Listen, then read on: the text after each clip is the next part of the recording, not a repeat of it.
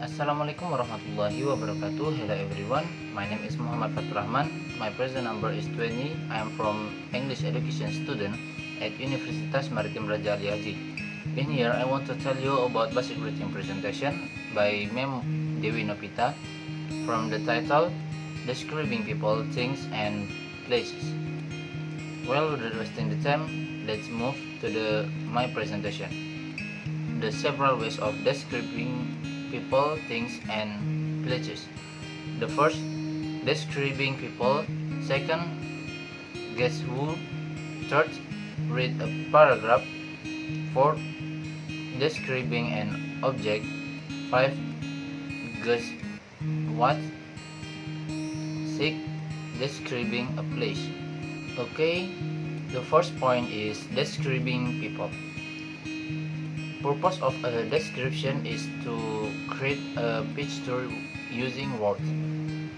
The important part of writing a description is using clear and effective words that create exactly the picture you want.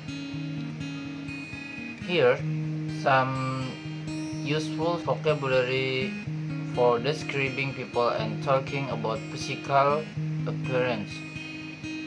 Remember that you need to be quite careful when you're describing people.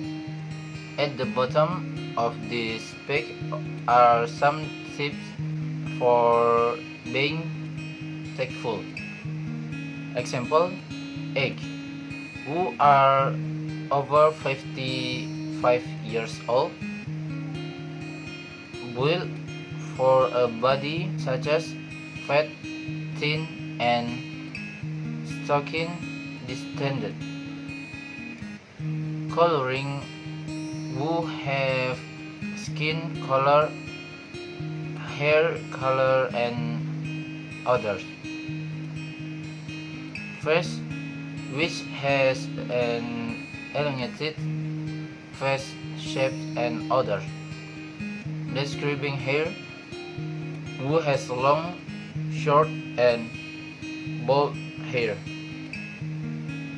For example, Harjo Suparjo is the son of a farmer.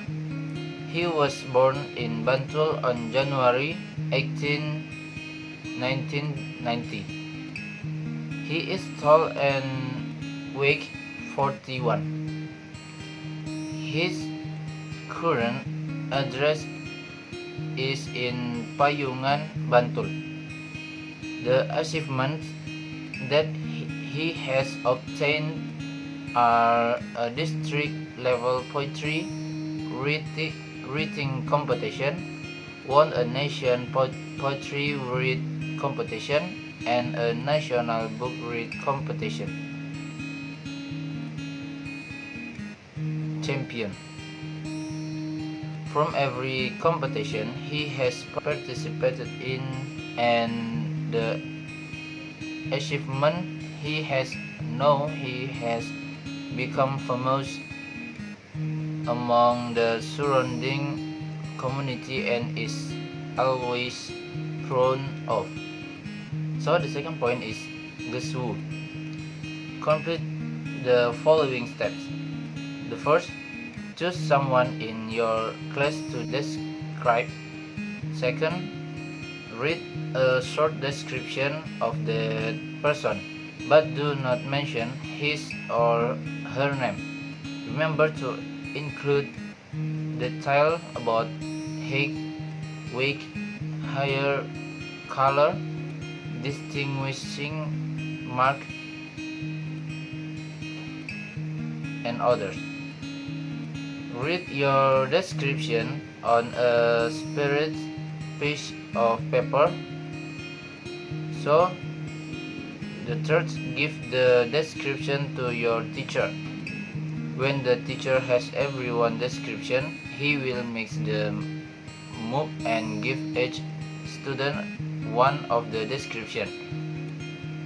Read the description you were given. Can you guess who it is? So the third is read a paragraph. Afriyadi is an elementary school teacher who has high intelligence and patience.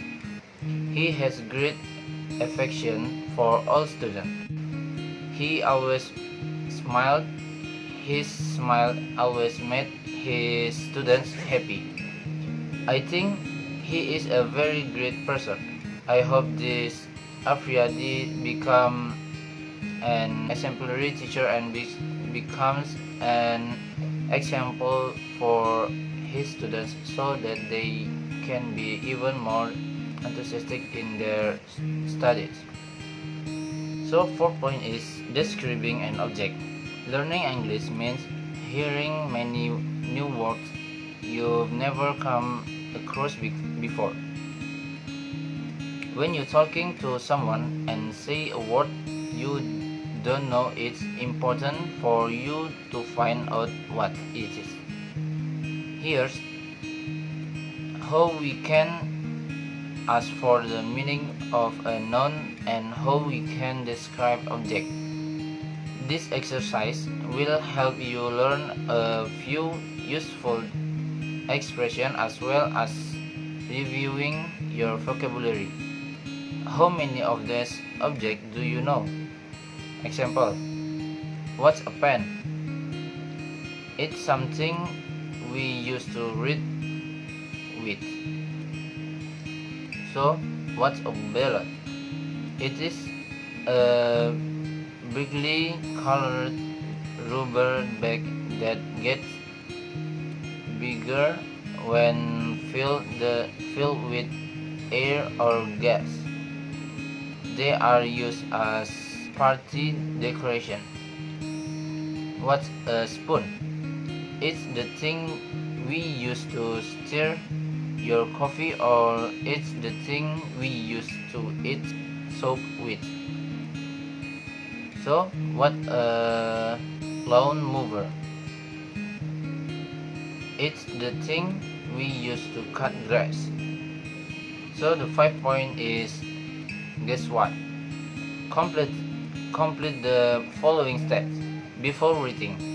First, think of a familiar object to describe, such as a pencil, a chair, or a shoe. Make a list of all the detail you want to put in the description. Remember to include detail about size, shapes, color, and other. So, reading. Second, writing a description of your object, but do not mention what it is. The third, read the description to your classmates and see if they can guess what you are describing. So the last point is describing a place. A good description of a place helps to explain what makes it so different from other places and can give a good guide as to where it is located. The description can be divided into two parts: the physical features and the human features.